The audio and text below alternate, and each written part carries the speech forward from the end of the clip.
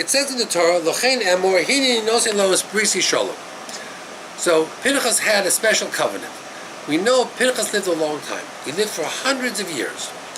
And he transitioned. Even at the end of his life, what did he become? Eliyahu Hanavi. Right?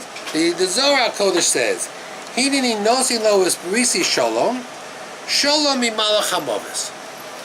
Pinchas never fell to the Malach HaMovis, which means he never died. It also could mean that he didn't have a Yetzer Hara. The Medrash says, Omar Rav Shimon ben Lakish, Pinchas ze Eliyahu. Pinchas became Eliyahu Hanavi. So he went up to Shemayim alive. He never died. So the Kli Yakar says something fascinating. What does it mean, Berit Shalom, peace? He says, most people, you know why they die young? Stress. They have a lot of stress in life. He says, you know what Hashem gave Pinchas? He gave him a special bracha. Nothing bothered him. He had no stress. So the Kli Yakar says, if you have no stress, you will naturally live hundreds of years. It's a fascinating insight. That means Pinchas lived hundreds of years because he had no stress. No tests, no homework, no stress. He had a wonderful life, so he lived long. Okay, Pinchas became Eliyahu Hanavi. So in Shulchan Aruch, they have a discussion in Even Ezer. The question is, when Pinchas became Eliyahu, what happened? He was walking, a chariot of fire came and took him to Shemayim. And who saw that? Elisha. So now the question the Shulchan Aruch asks is, what happened to Eliyahu's wife? Could she get remarried? On one hand, her husband didn't die. Her husband is still alive. He's a malach. On the other hand, he's gone. He's not here. He's not coming back. So what is the halacha? Could Eliyahu's wife remarry? That's what a question is brought down in Shulchan Aruch. There is a Trumas Hadeshin, and the Trumas Hadeshin, and I saw that Rabbi Gladstein talks about this in one of his shiurim. There is a Trumas Hadeshin that says, Eishes ish amarach mona, v'lo eishes malach. When the Torah says what's considered a marriage is between a man and a woman. You can't be married to an angel. So if a wife says to you, my husband, he's an angel, it means she's not married anymore. You can't be married to an angel. How should we know that he's angel and he's not coming we know that Elisha saw it. He had asked, can I see it? And Eliyahu says, if you see it, you'll get a double portion. And he got a double portion. So we know that. Okay? But you're right, it's a good question. He just disappeared. How do you know where he is? Okay, so that's where it is. There's a famous story with Rabbi Yeshua ben Levi. Have you ever heard of Rabbi Yeshua ben Levi? He was walking, and the Malach HaMovis, the angel of death, came to him and said to him, you know, you're a big tzaddik, so I am here to give you a message. It's your time to go. It's time to go. So Rabbi Yeshua ben Levi says, if I'm such a big tzaddik, do me a favor, show me where I'm going to go. He says, okay, I'll show you. Hop on my back. Hops on his back, and he takes him up to Shemayim to show him Gan Eden on the other side of the fence. There's this big brick wall, and he says, you're going to go on the other side, Gan Eden. So Rabbi Yeshua ben Levi says to the Malach HaMovis, I can't see. So he says, well, stand up, stand up. He says, I'm scared, your sword, I'm scared of your sword. He says, okay, here, hold my sword, stand up. He stands up, he sees Gan Eden, and he jumps over the wall, and he takes the sword with him. So now, the Malach HaMovis says, hey, you can't do that. He says, bye, see ya. He says, get back here. He says, I promise I'm never leaving. Give me back my sword. He says, nah, I'm not giving you back your sword either. Because that's what he uses to kill people. He says, I'm not giving back the sword either. So the Malach HaMovis goes to Hashem and says, you know, I'm in trouble. I'm also out of a job, but I'm in trouble. You know? So Hashem says, well, let's see. Did Rabbi Yeshua ben Levi ever make a promise in his life and try to get out of it? Because if he tried to get out of his promises, we'll send him back. Mm-hmm. Check the record. No, every promise he made, he kept. He never tried to get out. So we can't throw him out. But my sword, he says, okay, let me take care of that. So Hashem goes to Rabbi Shulman, and Levi says, listen, if you want to stay, we're going to let you stay. But you got to give the sword back. It's just the way it is. Trust me, the world needs the Malach HaMavos. And he gave him the sword back. Okay? Now comes the question, Rabbi Shulman Levi was married. Now there's no body, there was no death, there was no funeral. No, what is so how he lived? So, what's with his wife? Is she an Aguna? Can she get married again? What's the story? So the Trumas Hadeshin is of the opinion, yes. The Pinchas Chinuch says no. The Pinchas Chinuch says that even when someone dies, it's so, the Gemara goes through a whole thing in Kiddushin that maybe she cannot get remarried. In the end, they say she can get remarried. So, because there are many arayos that survive death. Let's say you're not allowed to marry your mother's sister. After your mother dies, can you marry your mother's sister? No. Still can't, even though your mother died. So, it's not so simple. Let's take another story. There's a Gemara, a story in Masechet Megillah about Rav Zera. Do you know this Gemara with Rav Zera? Yeah, He was invited to a Purim party by his Rebbe. Remember that story? He was invited to a Purim party by his Rebbe. His Rebbe got really drunk, right, and didn't realize what he was doing, and took a knife and shechted him and killed him. Oh, then he bring him back to Right. So what do you see from this? Number one, maybe you should not go to a Purim party by your Rebbe. Maybe if your Rebbe likes to drink a lot of whiskey, don't go to a Purim party. But that's a different discussion. So he goes to Rav Zera. The next day, the Rebbe sees Rav Zera dead, so he does Tchiyat HaMesim. Okay? Great. Now, is Rav Zera still married to his wife? Because he was dead. For one night. For one night. Does he get up the next morning and say, I'm free, yay! Come back. What does he say? Is he married or not married? Not so simple. Now, of course, next year when the Rebbe invited Rav Zera to the party, what did Rav Zera say? No, thank you, I'm busy. That's another thing. Now, let's talk about it. We have cases today where people are on the operating table and they have a heart attack, their heart stops beating. And the doctor says, you were clinically dead. They even have stories where they saw lights, remember, the world, whatever it was, crazy stories. These people, when they're brought back, are they still married? Or the fact that they died, that's it, the marriage goes away. So, it seems that dying for a short amount of time and coming back means you really were never dead. So therefore the marriage is still considered kosher. That's what it seems. But it's interesting that it's not so simple. It's not so simple when you talk about Pinchas and Eliyahu and all these stories in the Gemara, and you say, okay, they're nice stories, but what do they have to do from the halacha? The answer is they're very complicated in halacha circles as well. It's not so simple. They're very, very complicated. Okay. Midian and Moab joined forces. Moab hired, or Bilam from Midian. When Moshe had to take vengeance, who did he take vengeance against? Both countries or only one country? One country. Which country? Midian. He left Moab alone. Why? Who can give me a good reason why he left Moab alone? No. But someone came from Moab that was not yet born, and he didn't want to prevent that person from being born. What famous person was needed for Malchut Beit David and Moshiach that came from Moab? Ruth. So he didn't start up with Moab. Eventually, Moab got destroyed. You know who destroyed Moab? David HaMelech. You know why? Because Moab killed his parents. When Shaul was trying to kill David HaMelech's parents, David hid them by Moab, thinking they'd be safe. The king of Moab betrayed him.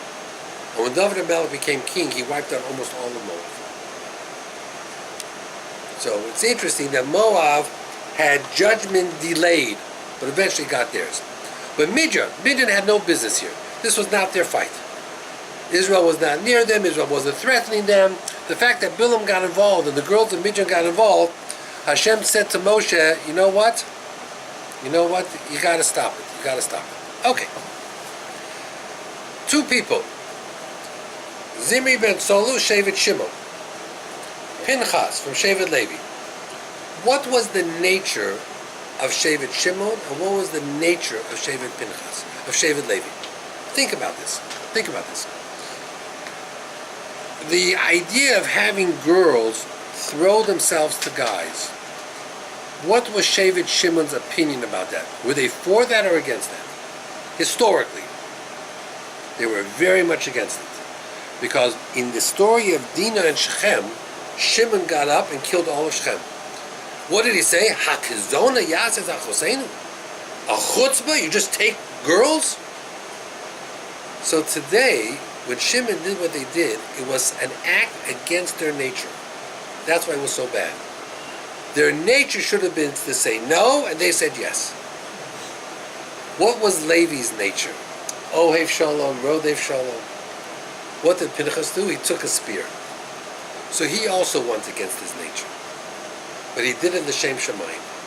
When you do something against your nature, but you do it l'shem shamayim, there's a tremendous thing for it. Listen to this, something very interesting. It says certain names, B'nai God. God stands for Gomer Dalin, to do chesed. Litzofo, Mishpachas Hatzfuni, Lechagi, Shuni. So the Gemara says, Sofo means hidden. You know what we see from here? When you give tzedakah, you should give it secret. Chagi. Chagi means, a chag means simcha, happy. When you give tzedakah, be happy. Shuni means to repeat. When you give tzedakah, just because you gave a person one time, you can give him another time. Okay? So we learn that from that. Maybe turn off the AC for a moment. I want to share with you some stories. Just to make it a little bit quieter in here, I want to share with you some stories. Listen to the story. Okay. Listen to the story. There was a very wealthy guy. He was having difficult times.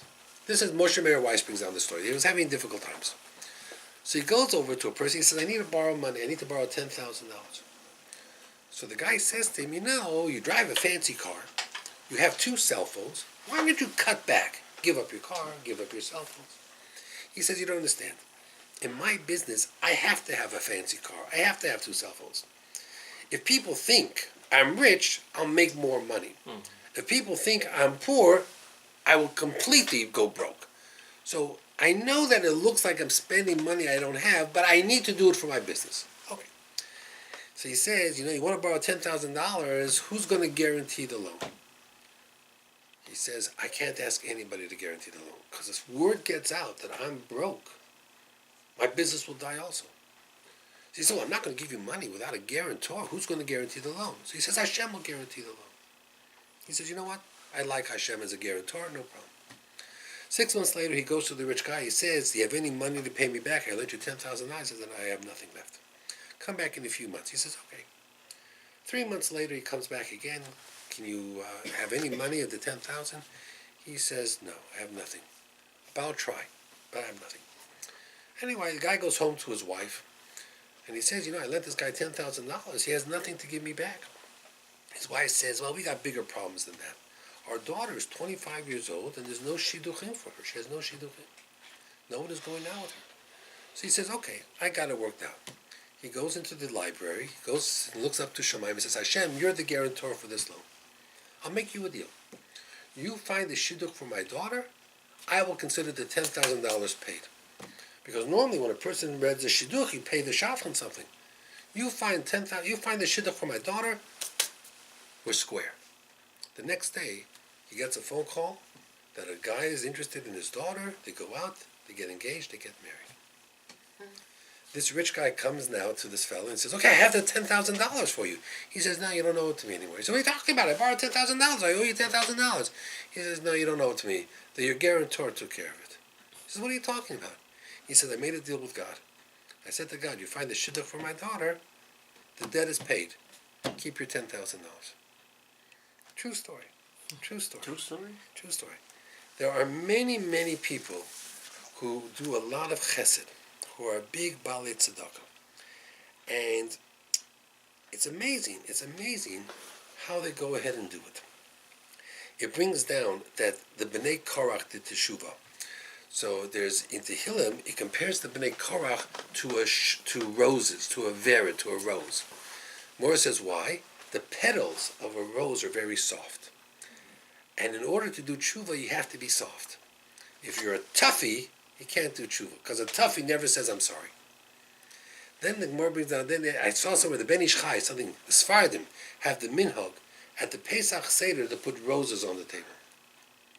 Do you have that minhag to put roses? Shavuos. But on Pesach I saw why. Because the Hebrew word for rose is vered. Vered is Gematria 210. The Jews were in Egypt for 210 years. So some Sfardim had the minhag to put roses on the table. I found that to be very interesting. Listen to this story. You got it? What? Shabbos. Listen to this story. Pesach. Okay? And that's why when you mess up with your wife, you're supposed to buy her roses. Because it shows that you're soft and that you're able to say, I'm sorry. That you're not such a toughie. Women like men who are able to say, I'm sorry. I know it's very hard to say, but that's what they like. Some women don't like roses, don't like flowers. Some women don't. Don't like, yeah. They have allergies. They, Another flower is also soft. huh? Different But flowers. more women do. More than that. Okay. But different flowers also soft. Yeah, that's true. Any flowers work. Listen to this story. Also a crazy story. Also Rabbi Moshe Meir Weiss said this story. He says there was a fellow who was a survivor from the Holocaust. Holocaust survivor. Had a horrible life in the Holocaust. And when he came after the Holocaust, he didn't keep anything. Didn't keep Shabbos, didn't keep Yom Tov. It was so bad, he even ate on Yom Kippur. One night after Yom Kippur, he has a dream, and he sees his father come to him in a dream. And his father is holding the hand of a little child. And the father says to him, all these years Hashem was willing to look the other way. Your time has come. If you don't do teshuvah, this is your last year. You're going to die this year. It's a dream. Forget about it. The next night he had the same dream. The next night he had the same dream. He had the same dream 3 or 4 times. Finally, he was afraid to go to sleep. So he went to a friend's house, and he didn't have the dream anymore. Comes back home. All of a sudden, all his lights are on. Walks into the house. He sees his father right there in the house. His father had been dead already for years. His father said, this is the last time I'm coming to you. Either do teshuvah, or that's it. You're going to die this year. It's over. That was the time when the Chazon Ish met Ben Gurion. So the Chazon Ish's name was plastered in all the papers. It was on the world stage. So this guy says, you know what, I'm going to go to Israel. I'm going to go to Bnei Brak. I'm going to speak to the Chazon Ish. Walks into the Chazon Ish. What's the guy's name that Rabbi talking about? The Chazon Ish? No, the guy that saw the dream of his father. I didn't say. The name is not revealed. Walks into the Chazon Ish. The Chazon Ish sees him and says, you! I know about you. You're the guy who ate on Yom Kippur. You really ate on Yom Kippur? So the guy says, Rabbi, how do you know this? He says, your father was just here. He just left. Wow. So of course this spooked the guy out to no end. So the Chazon Ish said to him, tell me, what did you do so special that in Shemayim they sent down a warning? Normally they don't give you warnings. He said, I don't know what I did. I didn't do anything so special. I gave a lot of tzedakah my lifetime. He says, nah, that's not enough. He says, oh, no, I remember once. He says, right at the beginning of the Holocaust, my sister's child died. And my father wanted to bury the child in a Jewish cemetery. But the Germans were all around, and if the Germans caught you, they shot you. My father says, no, we have to bury him in a Jewish cemetery. And I went in the middle of the night, and I carried my sister's child all the way to the cemetery at great personal risk. Because if the Germans would have found me, they would have shot me. He says, that's it. You brought a Jewish person to Kever Yisrael, to a Jewish funeral. And that's the little boys who your father was holding his hand. He says, Hashem said, someone who risks their life for the sake of Shemayim, for that, there's got to be a reward for them. And this is your reward. You have a chance. You have a chance to choose death or life. You have a chance. Hashem is giving you a chance. Very few people have that chance. And his father never came back to him. From what I understand, he did teshuvah. He changed his life around completely. It's an amazing, amazing story. Rabbi Ephraim brings down, and again, I told you I have to leave at 9 o'clock. Rabbi Ephraim brings down something fascinating. Listen to this. You should listen to this. It says in the Torah that Moshe wanted to go into Israel. Hashem said to Moshe, no, you can look. And a few times Hashem says, go on top of the mountain and look, but you're not going to go. So they all ask, isn't that cruel? Imagine you go to a child, you say to a child, oh, you want a piece of candy? Here's the candy. Ah, you can't have it, sorry. No candy for you. That's torturing the child. Why take Moshe up to look at Israel, only to tell him, sorry, you can't go? That's torture. Very interesting. Moshe's midah was netzach. Netzach means something that lasts forever.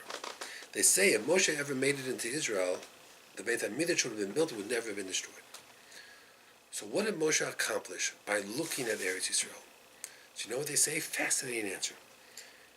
By looking and wanting to go there, it became part of every Jew's DNA to want to go to Israel. You know, you ask a person, if I give you a ticket anywhere in the world, yeah, maybe once they want to go to Hawaii, maybe once they want to go to Alaska. They're not going to go every year to Hawaii. They're not going to go every year to Alaska. But people go every year to Israel. They have a certain love. It's called a cheshech, a chukah. Chukah means a desire.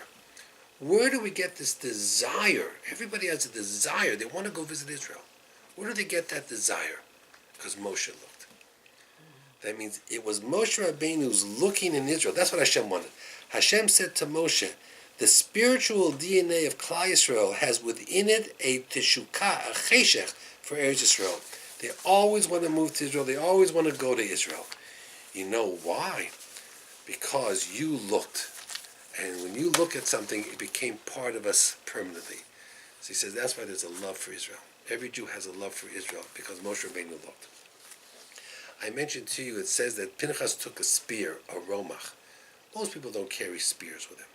So the Gemara says it was really a walking stick that he stuck a knife on the top. So it looked like a spear, but it wasn't a spear, it was a walking stick. That makes sense.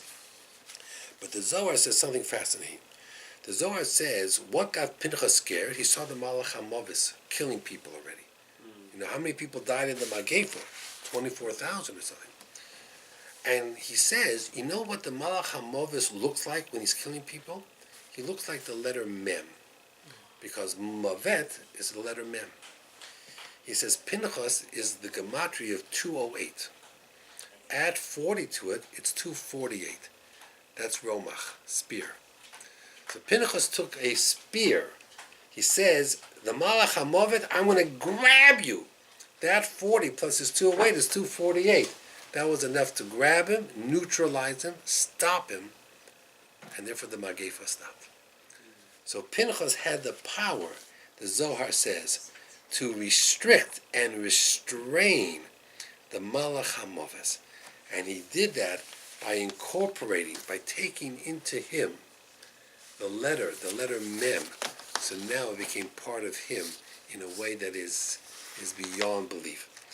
So that was the Romach, the spear that he took. Although really, the spear was more of just a stick with a knife to the top of it.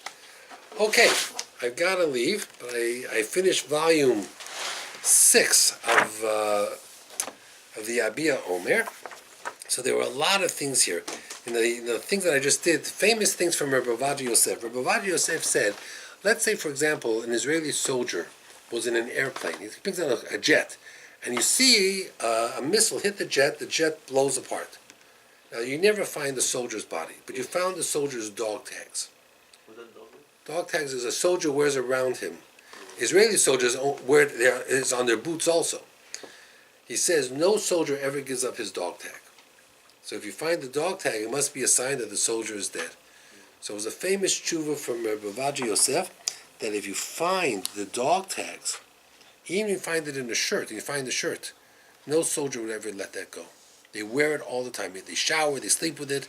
So if you find it, it's a proof, he says, that he probably died. And you're allowed to let the wife remarry based on that.